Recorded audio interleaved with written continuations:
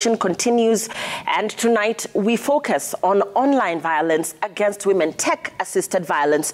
Cecilia Maundu is a specialist in gender digital security, and she's also the Digital Dada podcast founder, and it focuses on discussions around online violence and digital security. Thanks for joining us, Cecilia. Thank you so much for having me. Yeah. Now, in line with this year's theme, which is digital innovation and technology for gender equality, what are the issues that are keeping women away from the online space? Well, let me begin by saying it is such a milestone to have such a theme this year, and it is been known that women are away from the online platform. And one of the biggest issues that women are facing, there's so many things, and one of them is the issue of language.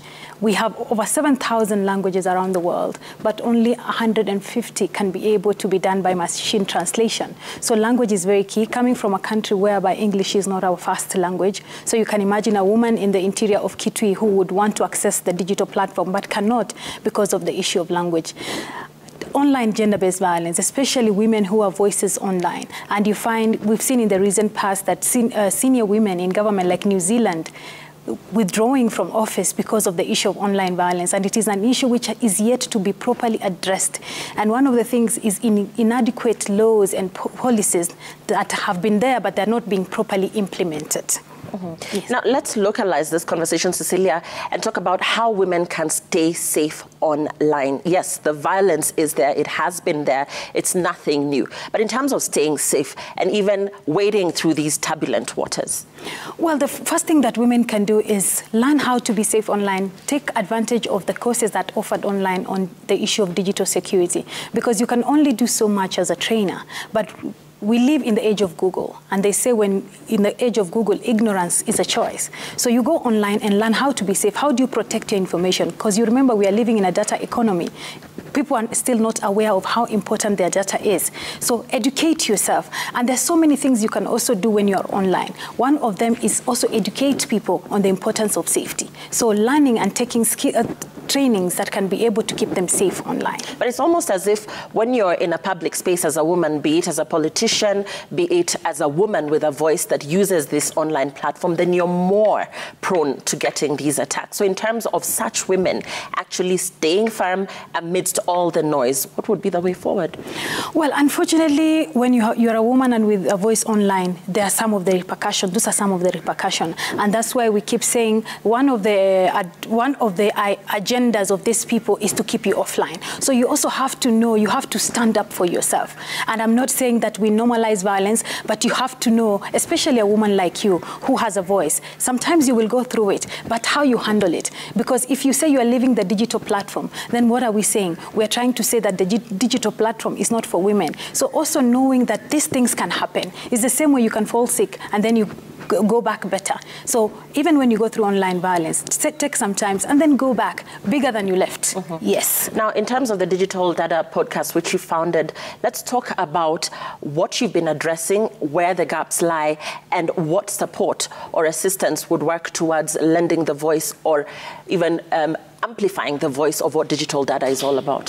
First of all, support something like this. We are actually talking about online violence in mainstream media. I mean, this is such a big plus. Why I started Digital Dada podcast is people have yet to agree that online violence is real violence. They just believe it's behind the digital platform. But just because it's on the digital platform does not make it any less real, because the repercussions are the same. People go through the same issues, anxiety, stress. So us talking about it, and especially on mainstream media, and also helping women who've gone through it, standing by them, especially women journalists, because they're the biggest victims, especially in our country.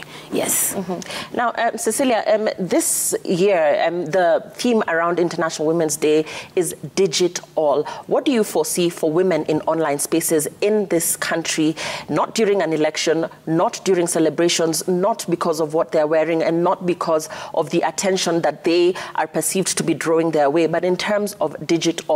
What do you interpret in terms of this year's theme for a woman that is using a podcast to lend a voice out there?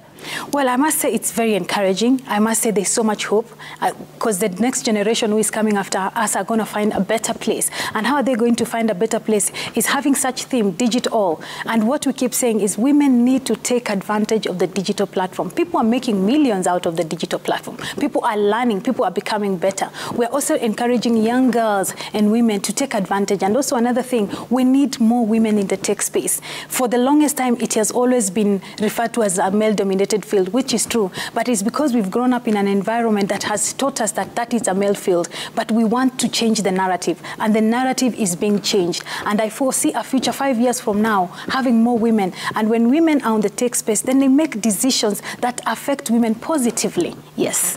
What inspired you to start your podcast? Was it coming from a personal experience? Was it coming from you observing what the trends were looking like?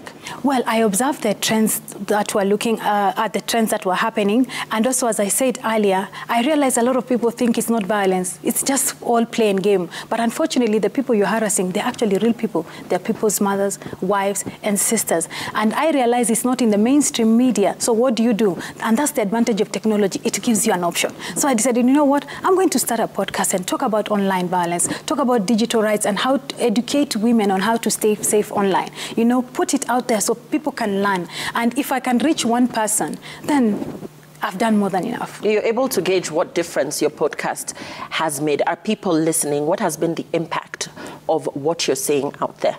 One thing when it comes to online violence, there's a lot of underreporting. And I've seen through my podcast, now women are actually coming out there to be able to report. Because if you don't report, then we don't have data to actually substantiate this issue. So women are able to report. And also another thing, women realize they're not alone. So many women go through online violence. And then you realize, I'm not alone. So when you realize you're not alone, you are able even to give yourself hope.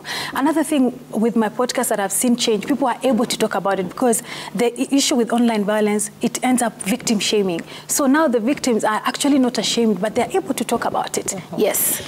Many thanks. We've been talking to Cecilia Maundu. She is the founder of Digital Dada Podcast, and her podcast focuses on discussions around online violence and digital security. We'll be right back after this break.